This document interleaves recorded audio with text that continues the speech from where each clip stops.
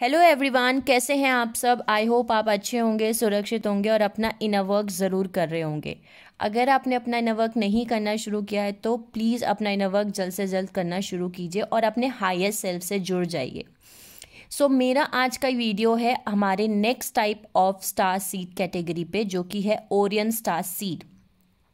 मैंने अपने पिछले वीडियोस में आपको बताया कि एक स्टार सीड क्या होते हैं, उनकी कैटेगरीज क्या होती हैं, उनका सोल मिशन क्या होता है। ये मैंने एक पूरा वीडियो बनाया है। उसके बाद मैंने आपको बताया कि टाइप्स ऑफ स्टार सीड, जिसमें मैंने अभी तक आपको Pleiadian star seeds, Sirian star seeds, Andromedan star seeds और आर्केटन स्टार सीड्स के बारे में बताया। अगर आपने वो वीडियो नहीं देखा है तो प्लीज़ जाइए और उस वीडियो को जा कर के देखिए, क्योंकि वो उसमें बहुत सारी इंपॉर्टेंट इन्फॉर्मेशन और नॉलेज है जो आपकी किसी न किसी तरीके से आपकी स्पिरिचुअल जर्नी में हेल्प करेगी।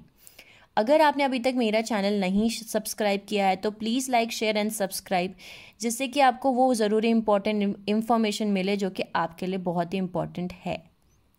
तो चलिए आज का वीडियो शुरू करते हैं और जानते हैं कि कौन होते हैं Orion star seeds. Orion star seeds बहुत ही fascinating type of star seeds हैं और ये आ रही हैं हमारी ओरियन कॉन्स्टिलेशन से।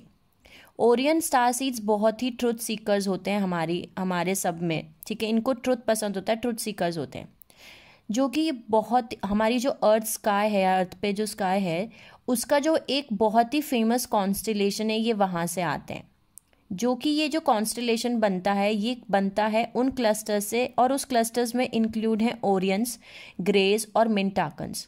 जो ग्रेज हैं वो लाइट ब्रिंगिंग रेस नहीं है, सेम एज रेप्टाइलेंस, ठीक है। यानी कि जो ग्रेज हैं वो एक तरीके से डार्क फोर्सेस हैं, नेगेटिव एनर्जीज हैं, जिनको हम असुरी शक्ति भी कहते हैं, जिनके लिए सिर्फ पावर, कंट्रोल और लालच, ये सब चीज़ें ज़्यादा वैल्यू करती हैं।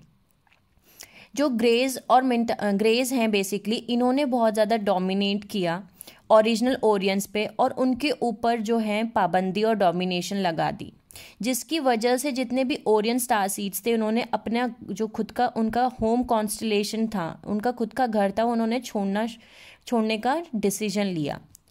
ये इच्छा हो, ये बार बार जब वो सोचने लगे कि हमें इस धरती पे नहीं रहना है, क्योंकि यहाँ पे जो हैं ग्रेज राज कर रहे हैं, उन्होंने पूरा टेक ओवर कर लिया है।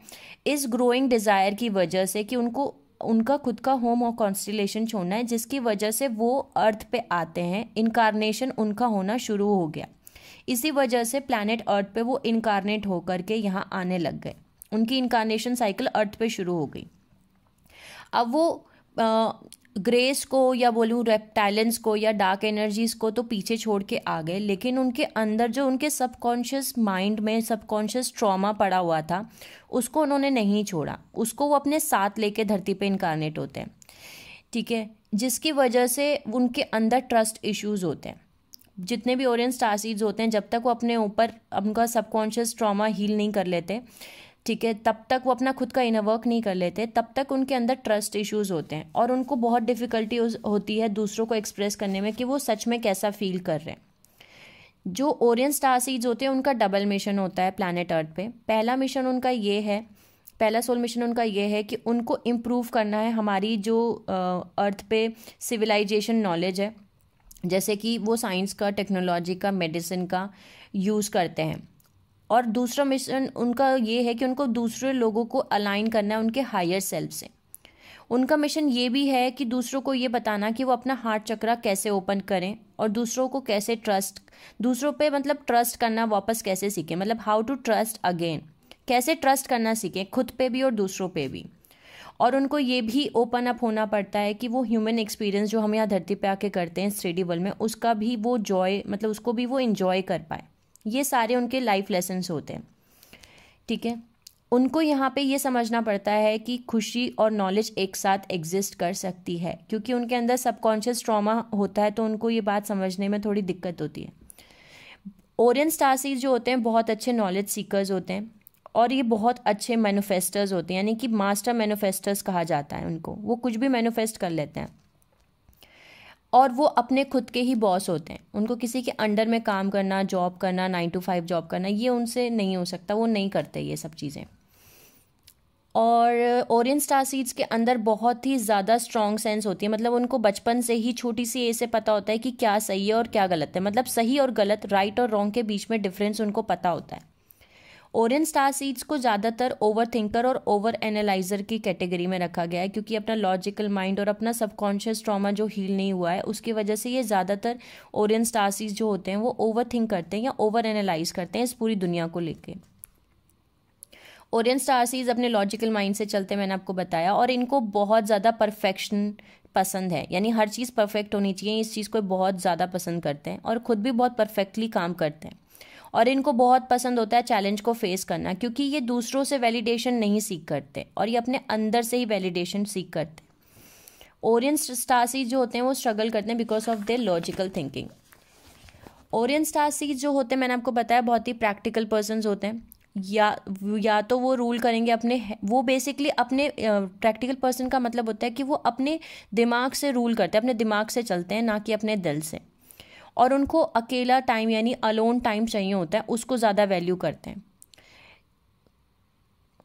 और वो ये भी कोशिश करते हैं, ये भी सोचते रहते हैं कि काश हमें दूसरे लोग हमें समझ पाएँ। वो ये चीज़ बहुत सोचते हैं, क्योंकि इस कैटेगरी ऑफ स्टार सीड को बहुत ही ज़्यादा मिसअंडरस्टूड यानी कि उनको समझा नहीं जाता, मैंने आपको बताया, क्योंकि उनके ट्रस्ट इश्यूज़ और सबकॉन्शियस ट्रॉमास पड़े होते हैं, तो दूसरे लोग इस टाइप ऑफ स्टार सीड्स को नहीं समझ पाते। तो ओरियन स्टार सीड्स हमेशा ऐसा विश करते रहते हैं कि काश हमें दूसरे लोग और अच्छे से समझ पाते।